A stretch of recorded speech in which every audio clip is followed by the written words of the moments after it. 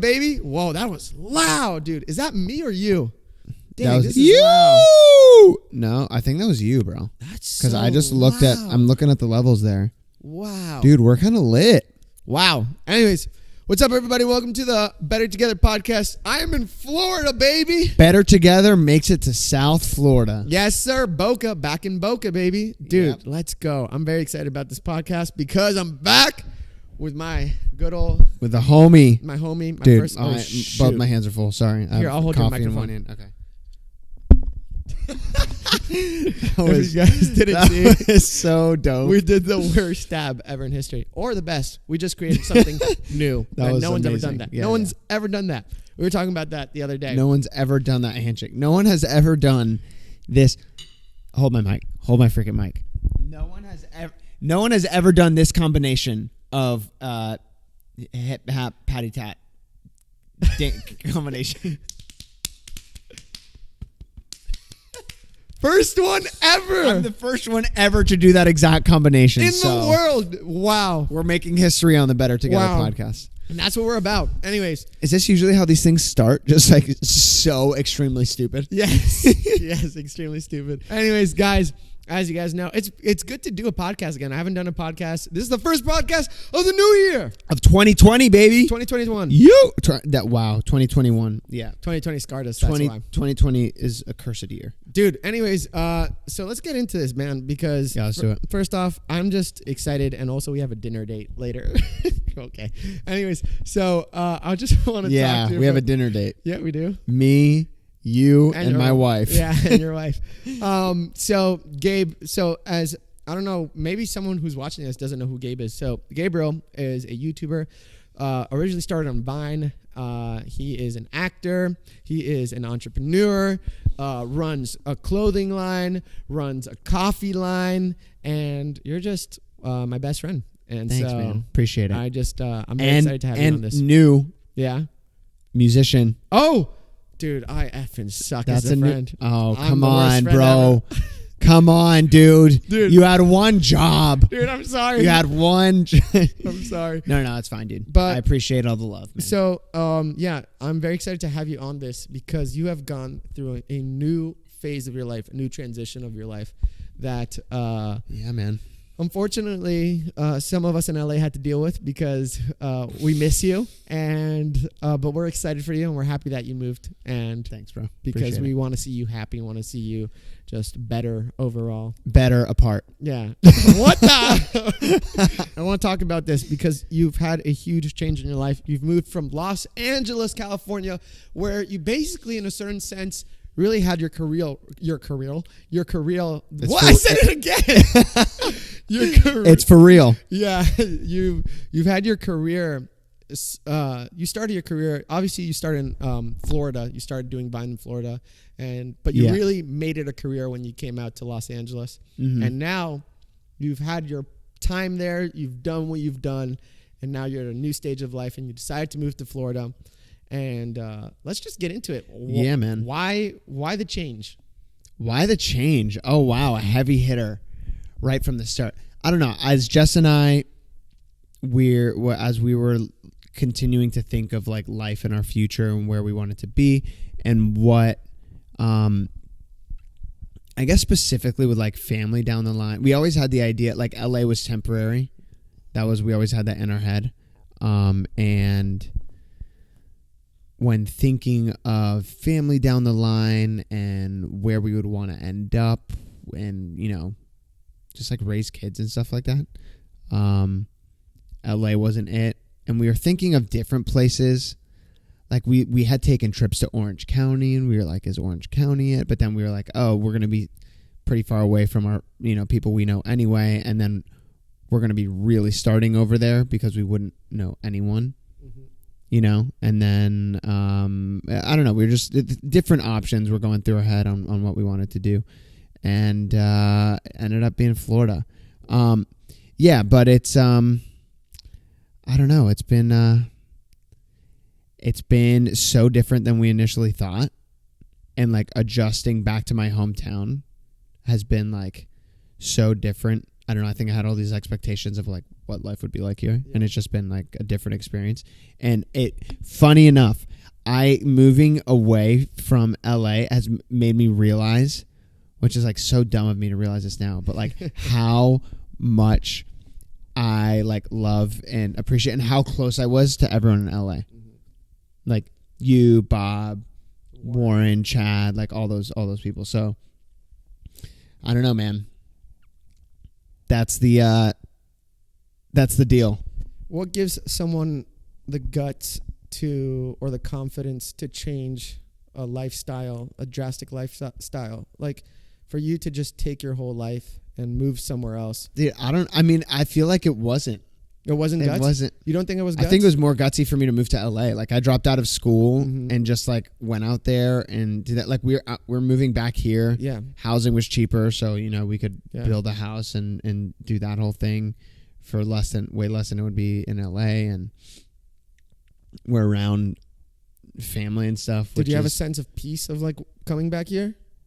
Yeah. Making the decision? Yeah. Yeah, I mean all the doors when Jess and I started the process, we were like, okay, we're going to move forward with this, and if God wants us to do this, he's going to open the doors, and if he doesn't want us to do this, he's going to close the doors, and it's going to be really difficult for us. Wow. And as we started moving forward, everything just kind of like step by step just started falling into our lap. Yeah, that was kind of the piece that we had, was because of knowing, God's hand was over the whole process. So I didn't have like any like regrets being like, oh man, what if this is the wrong move or whatever, especially with. Was there ever doubt? Like when you're thinking about it, or no? About the move? Was there ever doubt? No, I don't think so. Especially with the way everything kind of happened in 2020, work ended up being like remote anyway. Like everyone started working from home. I guess a lot of people left LA because a lot of people realized that they didn't need to be there to work like anymore, / they kind of didn't anyway, so that's kind of, we had already started the process of moving out before everything started happening in 2020, but that was kind of confirmation of like, oh, we made the right decision. We, probably would have wanted to pull the plug at this time anyway, since we were already thinking about moving, and now we kind of don't even need to be in LA to work. Yeah. So, and with YouTube anyway, we really didn't need to be in LA, but that's kind of where the heart of, I guess, like YouTubers are in LA, and just like that industry and entertainment and stuff like that. So I don't know. So what's something that you've learned from this new transition from moving to Florida from Los Angeles? Like what's been like, I guess, a lesson you've learned that, you don't learn from just day-to-day life, but making decisions like this?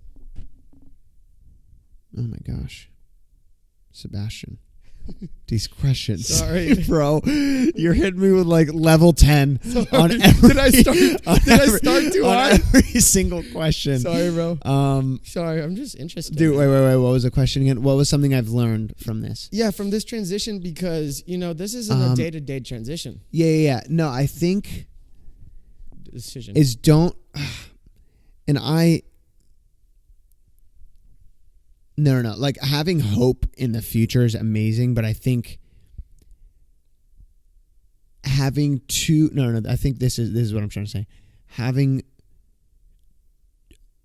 too much confidence on your own expectations and your own plans that could be dramatically changed, or could be completely different than you initially anticipated. Mm-hmm.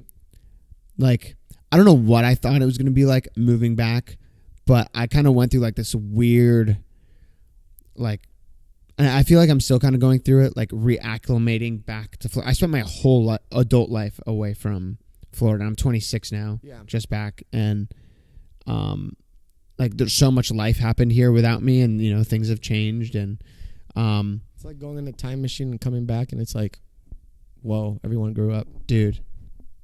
Back to the Future. Yeah. Basically. And yeah, I mean, I don't even know like what my expectations actually were, but they weren't what I guess reality is. And yeah, I think they were not naively positive, but naively like overexcited. Yeah, and I'm not even sure, but not that I should have curbed my like curbed. Not that I should have curbed my enthusiasm or anything, but I should have, I guess, had a more mature and level-headed understanding of like, hey, things might be tough moving back, things might be different. I was just like fully excited, like this is gonna go great, and it allowed me to really be hurt because I didn't prepare myself for any negatives. Repercussions. Or any negative repercussions. I wasn't like preparing myself for that. I was just like, this is gonna be awesome, and realizing that life is different here, and Jess and I are gonna be acclimating again, and all that stuff. It just hurt. I basically like hurt myself through the process. Yeah. And I don't know. I think experiencing major change like that can tend to really mess with those types of emotions. Yeah. And it has really helped me understand as a husband what Jess went through for so long, moving from Australia to LA. Wow. So that's been a crazy kind of realization / experience. And what's kept you strong through these repercussions? Because obviously, you go through it, you get hit by it, reality. Mm-hmm. So what gives you that Band-Aid or that healing? Yeah, Jess was a huge support through all of that, because I was like, man, what the heck is going on? Like, why do I feel depressed? I'm supposed to be so happy right now, yeah. Like Jess and I are kind of trying to readjust, and I was supposed to be the one helping Jess through this, and now she's actually the one helping me through this. Wow. Yeah, like it was so weird. So Jess was like amazing, like being there the whole time and kind of like helping me walk through it and stuff like that. And then but most importantly, Jesus and I felt like so kind of distant from him through the first kind of period of moving here, and I just felt like the separation from God. And then once I kind of hit that low point, I was like, man, I really need to like get my priorities straight and like reconnect with God and figure out like what is going on in my heart, because I don't know what's going on in my heart, and I really need to understand. And yeah, it just drew me closer to him. It was one of those like seasons that you kind of need to go through, and that I'm grateful that I went through, even though it's so recent, and it like even thinking about it wells up emotions in me, and it's like, oh my gosh, like I'm not like fully out of it yet, and I know that the enemy's still trying to attack me and put thoughts in my head and stuff like that. But yeah, getting closer to Jesus and spending that time with him and really just learning to enjoy. One of the best things that I've learned recently is really just enjoying being with God in his presence, because that's ultimately like we were created by God to just like be with him and commune with him and just spend time with him and just to enjoy him. And I just felt like I wasn't doing that for so long. I was like, I need to be a better Christian, so I'm going to do all of these things. And God's like, no, just chill. Yeah. Just like stay still and just hang with me. Yeah. So that is something that I've really been learning, and has been a really cool understanding for me to kind of experience that. I think for the first time in my life, really. Yeah. Which is, I don't know, it's super cool, and I really feel so blessed to have gone through that like weird, crazy transition that has brought me to this point of just like so strongly clinging onto Jesus. Wow. It's cool that you mentioned about staying still, and it's kind of like the first time, even as a friend, I feel like I'm very lucky to see you be very successful at what you do. Oh, thanks, dude. But with success, there's always a huge amount of growth that just comes, As a friend, it always felt like seeing you guys like grew up fast, It's that's true. Like for me, I'm 25, I'm single. And ready to mingle, baby. Kind of, not really. But like when, when even like getting engaged, like I remember the first time I met you and, you telling me like, oh, I'm going to surprise Jess with an engagement. And I was just like, whoa, that's quick. He's young and he's getting married. You were basically the same age as me. And I'm in college and all my friends and I in college are just like getting our life together, like just studying. And then, and I get a call from you. It's like, yeah, I'm getting married. I'm like, what the heck? And then all of a sudden it goes from you getting married to getting your house to getting this other house to moving to the condo and all that stuff. It kind of felt like a blink of the eye, like blink. What's it saying? Blink of an eye. Blink of an eye. I guess the next question is, how does someone learn to slow down when success just keeps on coming? So what you're saying is I've done a lot. Yeah. And have been on the go. Yeah. How did I learn to slow down? Slow down. Yeah. I mean, I burnt out. So I went through that learning how to like rest, and Jess and I started implementing our day off on Saturdays and having like a Sabbath day and stuff like that. Sabbath day, it's just rest day. Yep. Like literally anyone who rest doesn't day. know what that is. Yeah. Yeah. So I don't know. I think just over time, I mean, specifically when I was just like answering your last question, talking about being still, that was specifically like with God. Because even when I would like read my Bible in the morning or, I don't know, like have my devotional time, I would like read and like pray quickly. And even if I was spending a long time, like if I was like, oh, I'm going to read for like 30 minutes or 40 minutes or whatever, I was still, like just reading and kind of doing something. I was like trying to like, oh, let me just soak in information and try as much as possible. Yeah. Just like, let me capitalize on, this amount of time that I have with that, rather than just like, no, you can just chill and like be in God's presence and just like be still. But I don't. How did I learn how to do that, or how did I learn how to just like be? How did you learn to slow down in general as a whole? No, what taught you or to that slow specifically down within your experience? What showed you that you had to slow down, or what taught you to but slow down as like a whole, like life just slow down and chill sometimes, or life like slow down moment, and spend time with spend time with God. Just this like past like few month and a half that like it was like November, first half of December that I kind of went through this that kind of like weird transition phase. I don't know, I just really during that time I was like, I knew two things. I knew I needed to understand like what was going on with me, and I needed to know God more. Like I needed to have a better understanding of God. So I started reading 2 books. One is The Reason for God by Tim Keller, and then the other one was The Screw Tape Letters by C.S. Lewis. I would read one in the morning and one at night.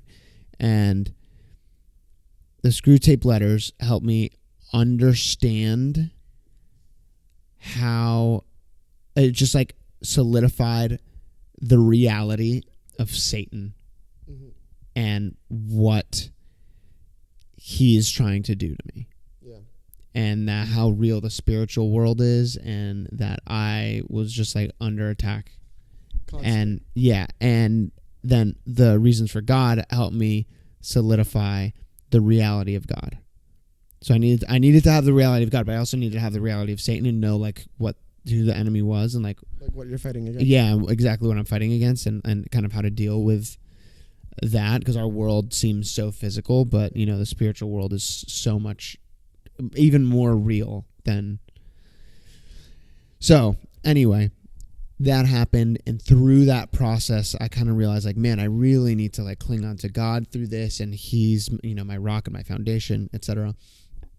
And then I don't know, that kind of led me to just wanting to learn more about him and understand more. And as I went through that process, I just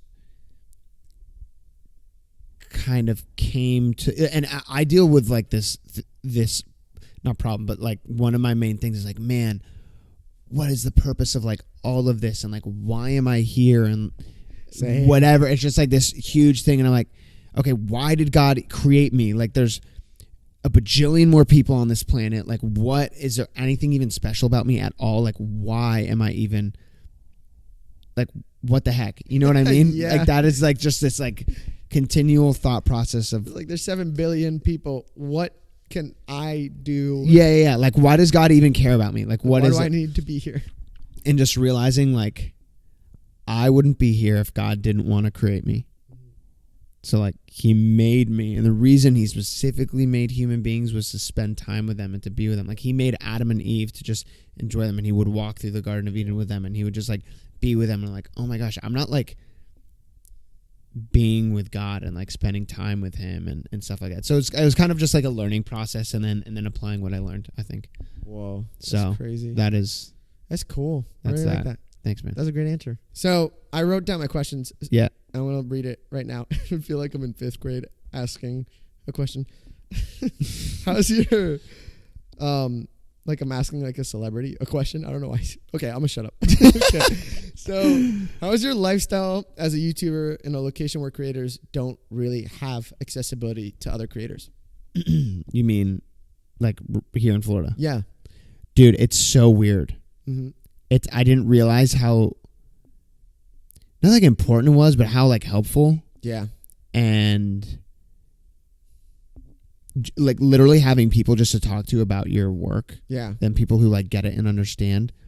Because it's hard to explain how, not like isolating in the sense of like, oh, you know, we have followers, so like that part of it is isolating. Just like the job itself and like the job description and what you do day to day. It's so specific. It's so specific and different. And then what you have to deal with like online stuff and like people's opinions about you, and you're like more susceptible to like mental health problems and stuff like that. Like I feel like every YouTuber deals with mental health. Deals with like depression and anxiety and everything just because they have that job. Yeah. So it's tough to connect with other people and kind of share the way you feel and what's going on with your job, because most people don't understand what you do. I wouldn't understand someone who's, you know, like works in the mines, building or like someone who's like building a rocket ship and is like trying to deal with the stress of making sure that the astronaut that goes in it doesn't freaking die in space or something like that. Yeah, he's like, dude, the flux capacitor doesn't work. And you're just the like, flux yeah. capacitor. You're like, yeah, the flux capacitor, bro. Just Dude. doesn't work. Oh my gosh. Let's just go back to the future. But you know what I'm saying? Like, yeah, I get what you're trying to say. It's like so specific that, you know. So I would be, in that scenario, I would be the last person that a freaking rocket ship person should talk to. Yeah. But in that's a super like stupid analogy, but in the same way, it is kind of so weird trying to talk to people. I think it's weird because it's so contrasted to whenever like we would hang out in LA and we'd have like all the other people around, like Bobby or anyone else who is in the industry, front facing or not, like on the talent side, or like people who are managers or just whatever. Artists overall, people that people in the industry. Yeah, which it sounds so weird, but it is the truth.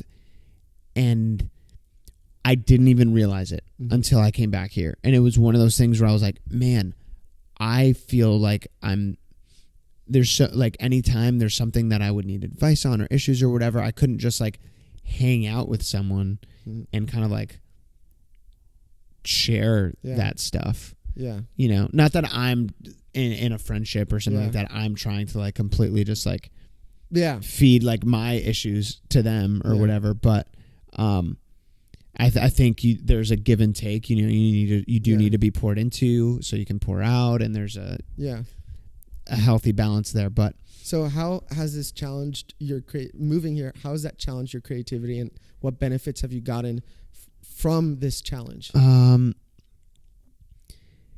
It's made me really realize, like, okay, what do I, if there's no one else, like, if there's no one else inspiring me, or, you know, in LA, there's a lot of noise. Like someone does something and it's like kind of successful, and then everyone tries to do that same thing, and you're just kind of like shifting around and stuff like that. Being in somewhere there's like less noise, I'm kind of like, okay, if there was no one else to like change my mind on things, or like influence me in some way, no pun intended, or whatever. If there was no one else and I had to like work on my own and just do and create from your own spirit and create, like kind of create from my heart, what is the type of things that I would make? You know, so that is, it's really kind of like narrowed down, like my purpose and my calling is to be, like, my job is to be a creator. Yeah. Like, that is what God, he's made me a creative and an artist, and I'm going to create things. And I'm excuse me. Wow, man. Corona. And I'm directly, oh my gosh, dude. Yeah. And I'm directly, dude, and I was on a roll too. Come on, man. And I'm directly trying to pull my inspiration from God, who is the ultimate creator. And one thing that I realize is like, oh my gosh, God, my calling in life, God gave me the same job as him. That's insane. And I'm like, oh my gosh, like that is so like dope. Yeah. Like I have the same job as God. And I'm like, okay. Not to the full extent though. No. But I mean, like, you get to create. But I get to create. Yeah. I mean, on a human level, I'm not just like throwing out planets and things like that. I didn't want to make you seem crazy on the podcast. No. But you know what I mean? Yeah. Like, God is the ultimate creator. So like as a creative person, I want to pull from inspiration that is directly God given. So yeah, I don't know. That's something I've been going through and like really solidifying my purpose and calling in everything that I'm doing. Cause especially on YouTube too, and with social media and stuff, there's so much noise to be like, just do the thing that gets you the most views and stuff like that. It's cool that you say that, because even with the whole transition thing and how hard it's been to relate with other people, it doesn't mean you're not grateful for those people that try to relate also, because you are. Yeah, no. Yeah, but maybe that difference also could be good, because there's so much noise in LA where it kind of feels like you have to lock yourself in a room. It's kind of hard to lock yourself in your room in LA and just be like, okay, I can't watch anyone else's YouTube video. I just have to create from myself. Yeah. What am I going to create? Like, what am I going to create? But there's always like that next flashy thing or whatever. Yeah. And so it's cool that you're here to be creative on your own, and you don't have that like imminent like noise on you. So for those people that don't deal with that noise, people that live in like Arkansas or like Texas or like effing shout out to Arkansas and Texas. Yeah, or like effing, who knows, like an island in the middle of the world. What tips do you have for people who live in their own houses? How can they strive for creativity in their own homes? Does that make sense? Yeah, no, for sure. I mean, like working hard at what you're passionate about and just kind of going out and doing it and getting better at it and honing in on your craft and, you know, giving yourself the time to be creative. Because if, you know, your life is really busy and stuff, that usually takes away from your mental space to be able to have that clarity. Yeah. And everything, which is something that I've been trying to, like, I want to keep my projects moving forward and stuff like that. But I also, I do need a certain amount of free time just as a creative to allow myself to come up with new ideas and just to think and develop, you know, concepts and stuff. So, just really just practice and get better at your craft and and just repetition and keep doing it. And YouTube is a beautiful thing. Yeah. There's so many tutorials to teach you on how to do stuff. Like all my videography, editing, anything I've ever like wanted to know is straight from YouTube. Yeah. And then just taking those things, applying them, practicing over and over, getting better. Mm-hmm. Yeah. So for people that live in LA, right? Mm-hmm. I feel like to a certain sense, it's easier to grow because you always constantly have collaboration. Do you think the answer for true. people to grow outside of LA is consistency? Yeah, I mean, it's tough. It's still tough. No one's disregarding that. No. I mean, not having community is tough in general. Yeah. You know what I mean? I mean, we as humans, we're kind of meant to have that community around us, and it reflects very, like, predominant, like, what is the word I'm looking for? It like presents itself very obviously to us creators when you're in a group of people. I mean, right now, all like the TikTok houses and creator houses that are just like exploding, like it's very a clear result of like people being able to get together and create together and do things together. It becomes more enjoyable. Everyone's like ideas are going back and forth, and kind of there's a really good flow of creativity. So like finding a creative community is really important. Even if it's not like everyone's a YouTuber or whatever, I just think finding a creative community is really important. Just whether that's like online, or artists or creators, yeah, mm-hmm. in a certain setting that you can openly and freely share your ideas and the things you're creating and get encouragement from people and have a healthy like dialogue and that enables people to just grow and kind of like spark that. Yeah. That's what's up. That's what's up, baby. Yeah, dude. Okay, I have two. All right, I got two more questions, and I'm sitting applesauce crisscross. Crisscross applesauce. Dude, I say every saying like backwards, or I don't have the right word. Like, blink of the eye. It's blink of an eye. Crisscross applesauce. I say applesauce crisscross. Why do I do that? I don't know why I do that. Dude, you're just all right, anyways. You're just a special guy. Okay. So I really look up to you as a creative. Oh, thanks, dude. I appreciate that. I look up to you as a creative, dude. Thanks. I try. Bro. I try to make you look up to me. That's what I do. That's the goal. That's the goal. That's pretty lame. Just kidding. Wow. Not towards you, just like towards like, me. wow, this guy likes me. Oh no. I'm doing something wrong. No. Okay. I said no. Never seen that. No. Okay. No. Haven't seen that. Shoot. Oh, anyways, man. no, actually, other question, because I really want to know. I want to know. I knew that was gonna happen. Can you show me? Okay. So, as a creative, you were explaining to me earlier that you wish you kind of didn't thin out so much. Why do you think it's important to thin out? Thin out in the idea like spread myself too thin. Spread yourself too thin. You see, I did it again. So like thin out what? Thin out what? So, for someone who is a creative, like I think a lot of creatives are interested in a lot of things, and sometimes it's hard to just hone into one skill. What gives you the confidence to hone in one thing, and like secure yourself on that? Well, I don't think I do. Okay. Day to day, I'm learning to. I'm really learning how to segment the different things that I do. Mm-hmm. So usually if I'm writing music, it's like a few hours. Sometimes I spend the day just like working on music stuff. Yeah.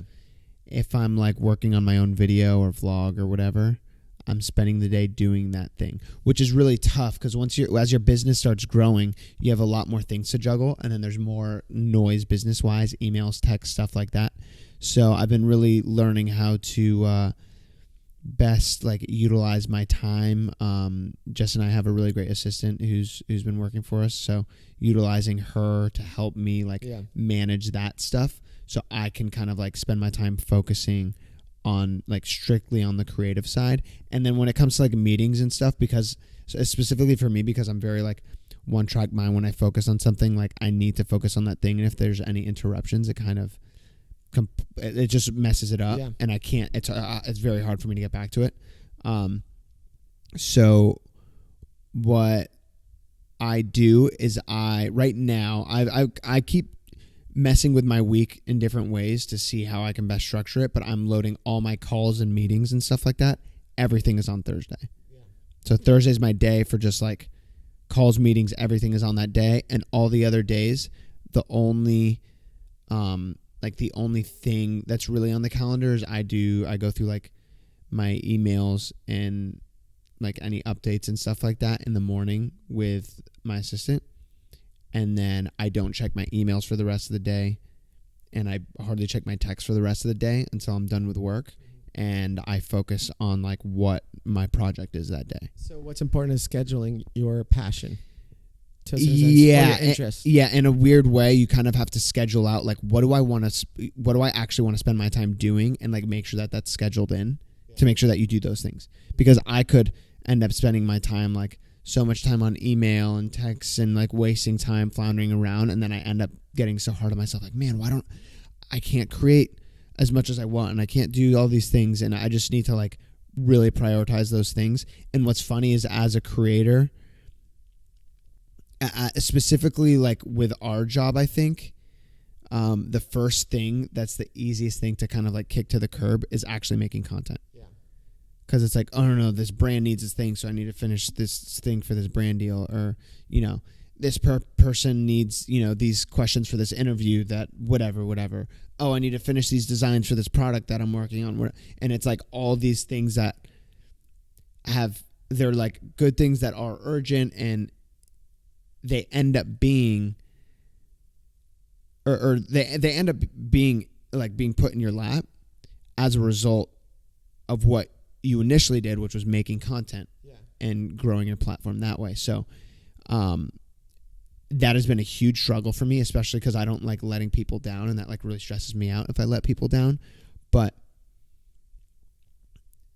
realizing, and saying that, like when I'm letting people down, it's easier for me to be like, okay, no, I don't need to make content because no one's really attached to that besides myself. Like I'm not, other than like viewers and people like that, like yes, I would let them down if I'm not making as much content, but on like people that I'm working with, directly, that are like in my inbox and on my phone and on calls with, like if I'm not hitting deadlines on certain things, like I'm letting down the team who's helping me make my clothing. And like, I need to get to those things. So it's like knowing your priorities. Yeah. So you really have to, as a creator, at least for me, I tend to kick content to the curb first. Like that's the first thing that I shelf, so I can focus on all the other things that are like super in your face and stressful and everything like that. But yeah, just learning how to prioritize content first, and then all the other things I layer in after, and then learning how to delegate and give things off to other people, so they, other people on the team, so they can be the ones working on those things and keep the ball rolling while I'm doing what I'm best at. Wow, that's good. So question: how does someone know what they're prioritizing is beneficial for them? Because a lot of times, someone could be thinking, "Hey, like I'm doing this for my own good, blah blah blah. I'm doing this for myself, and I need to grow in this." But in reality, they're wasting time. How do you focus on what's good for you and know that it's good for you? That's tough. That's tough because... Do you think it's community telling you, hey, or people telling you that you're good at something and you have to listen to that audience rather than to yourself? Or do you think you have to listen to yourself rather than the audience? No, I think there's three voices that you should listen to. I mean, and if you're... This is as a Christian. Yeah. There's three voices, like God's voice, human voice, and then your own. Mm-hmm. So, and this I'm just coming up with on the spot, just as I think about my life and like people that I listen to and stuff like that. People that I listen to are usually people that I know care about me. It's not like some random. The people that I listen to are those who are close to me and I know and trust. And if they have something, advice to give me and stuff like that, those are the people who I listen to the most, because I genuinely know that they have my best interests at heart. Yeah. If they're trying to like help me and tell me something that I should hear, even if I don't want to hear it and stuff like that. God's voice, which is obviously a little tougher to listen to. Just like understand and figure out sometimes because it's not a physical human being. It's not like hey, Gabe, go to the left. Turn left. There's a stop sign. Yeah. And then your own voice, which is just kind of like, I feel like your passions and things that you want to do.